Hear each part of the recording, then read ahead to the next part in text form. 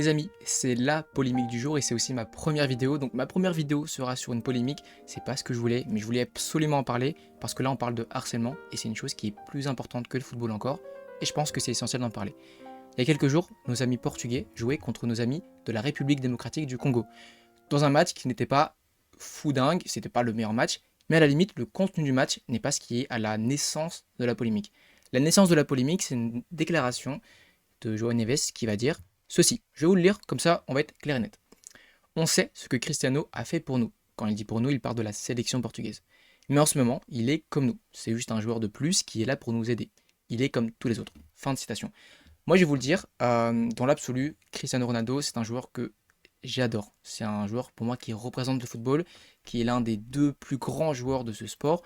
Et je pense que c'est important, on va dire, et même honnête, de pointer les problèmes quand il y en a. Parfois, Cristiano fait des mauvais matchs, il faut le dire. Lui-même est honnête, parfois il le dit quand il fait des mauvais matchs. Et je pense que c'est important, par respect pour sa carrière et pour la légende qu'il est. Maintenant, la polémique sur cette phrase, je la trouve incompréhensible. Comment une polémique peut naître avec une simple phrase qui dit simplement que Cristiano doit faire les efforts comme les autres? Mais bref, cette phrase va mener à une polémique et va mener à une vague de harcèlement envers João Neves. Je suis allé sur les commentaires de João Neves sur son compte Instagram, parce que c'est malheureusement là que le harcèlement est le plus virulent. On peut le voir par exemple que sur tous ses posts classiques, il a maximum quelques dizaines de milliers de commentaires. Et même sur ses posts plus récents, on peut voir que ça atteint les 4000, 2000, 6000, 2000, etc. Et sur son dernier post, suite à la polémique, le post atteint plus de 160 000 commentaires. Ce n'est pas anodin, il y a bien de raisons à cela, et je pense que c'est une preuve du harcèlement qu'il subit. Et lorsque je suis allé voir tous les commentaires, bon, fort heureusement, les commentaires en top com sont des commentaires de soutien, des commentaires plus récents qui ont suivi la polémique, et moi je trouve ça génial que des commentaires le soutiennent, mais on voit que plus on baisse, il y a des commentaires qui l'insultent, des commentaires qui le rabaissent, et ça c'est inacceptable. On peut aimer le joueur, on peut aimer la performance, on peut être fan de Cristiano comme je suis fan de Cristiano, comme je suis fan de plein d'autres joueurs, mais par contre nourrir une polémique, nourrir du harcèlement en commentant des posts et en mettant des messages affreux sous les commentaires d'un joueur, c'est inacceptable et c'est injustifiable. Et ce qui est d'autant plus injustifiable, c'est que des gens s'attaquent aux proches de João Neves. Je suis allé voir le compte Instagram de sa copine qui s'appelle Madalena. Sur son dernier post, par exemple, elle a supprimé les commentaires, je comprends, elle veut éviter de se faire harceler, c'est humain. Mais sous un post où elle a laissé l'espace commentaire ouvert, on peut voir que les top com et tous les commentaires, ce sont des emojis d'insultes, des emojis irrespectueux envers elle. Et ça, je ne comprends pas. Qu'il y ait une polémique envers João Neves, déjà c'est injustifié dans les commentaires évidemment, mais pourquoi aller s'attaquer à sa copine qui n'a absolument rien demandé? Qu'on soit clair, le harcèlement envers João Neves c'est injustifiable, mais injustifiable. Mais les commentaires qui vont s'attaquer à ses proches sont incompréhensibles, injustifiables et d'autant plus malsains. Maintenant, il y a plusieurs questions que je me suis posées. Qui doit réagir? On voit pas très bien le qui, mais qui doit réagir? J'ai mis une image de Cristiano parce que je me demande, et je vous pose la question, vous pouvez répondre, que doit faire Cristiano? Est-ce qu'il doit répondre? Est-ce qu'il doit se taire? Qu'est-ce qu'il doit faire? Parce que s'il répond, ça peut amener à plusieurs solutions. Mais ça peut aussi amener à plusieurs conséquences. Ça peut engendrer une nouvelle polémique, ça peut nourrir la polémique de base, ou alors ça peut éteindre le feu. Mais franchement, je ne sais pas du tout ce que ça peut faire. Je ne suis pas spécialiste en situation de crise. Mais ce que je sais, c'est que, on va dire, un message du principal concerné, de l'un des deux principaux concernés, peut aider à faire baisser la polémique.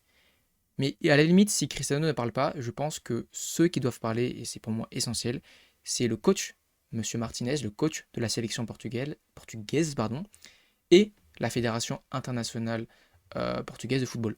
Je pense que eux, ils doivent parler, je pense qu'ils doivent soutenir leurs joueurs publiquement, pas en privé.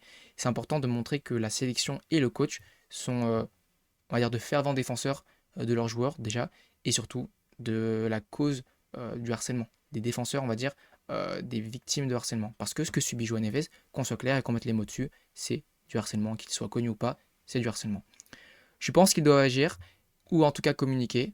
Pour moi, c'est essentiel, montrer que leur joueur est la priorité. Surtout, encore une fois, que selon moi, la polémique n'est pas justifiée. Je pense que ce qu'a dit João Neves est totalement compréhensible, qu'il n'a pas sorti une phrase qui est irrespectueuse envers Cristiano. Et au contraire, moi, je la trouve respectueuse parce qu'il considère Cristiano comme un joueur comme les autres et qu'il voit qu'il a parfois des difficultés. Et justement, le fait de cacher ces difficultés, pour moi, c'est un sens d'irrespect. pour la légende qui est Cristiano, qui a tellement contribué à notre sport. C'est, comme j'ai dit, l'un des plus grands joueurs du football. Et je pense qu'être honnête avec ses performances, ça c'est du respect. Et c'est aussi montrer que la carrière qu'il a faite avant cette période est l'une des plus grandes carrières qu'un footballeur puisse rêver. Donc je pense que il faut le soutenir. Voilà, l'heure pour moi est au soutien. C'est essentiel de le soutenir. C'est essentiel de soutenir João Neves déjà pour le joueur, mais aussi pour les victimes de harcèlement, parce que si on laisse une personnalité comme João Neves se faire harceler, alors on laisse tout le monde se faire harceler, comme vous, comme moi, des personnes du quotidien, des personnes lambda, on va dire. Donc voilà, moi je pense qu'il faut soutenir João Neves à tout prix, que ce qu'il a dit n'est pas du tout sujet à une polémique. Et si jamais cette phrase, et on va être dans la théorie, si jamais cette phrase a blessé Cristiano, dans ce cas-là, ça doit se faire en privé. Je pense qu'ils l'ont déjà fait. João Neves et Cristiano ont dû parler, ils sont ensemble à la Coupe du Monde, dans le même hôtel sûrement, ils ont dû échanger.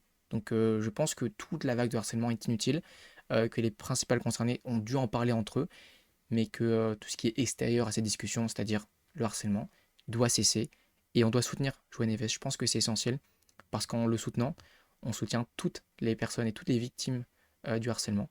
Et je pense que c'est essentiel. Voilà, je pense que j'en ai assez dit. N'hésitez pas à me donner votre avis si pour vous, vous pensez que la polémique est méritée. Je parle de la polémique, je ne parle pas du harcèlement qui n'est jamais mérité et qui est injustifiable. Mais voilà, je ne voulais pas évidemment parler et faire ma première vidéo sur une polémique, mais je pense que c'est essentiel de parler du harcèlement en ligne et du harcèlement tout court, parce que ça touche tout le monde et ça n'épargne personne, même pas les grands footballeurs. Et voilà. Donc prenez bien soin de vous, merci de m'avoir écouté, et gros bisous, on se retrouve très vite pour France-Irak. Je vais essayer de vous faire une petite preview et un petit débrief, etc. C'est le début, vraiment, j'ai envie de faire plein de vidéos de foot, c'est ma passion. Mais voilà. Prenez bien soin de vous, gros bisous, et voilà,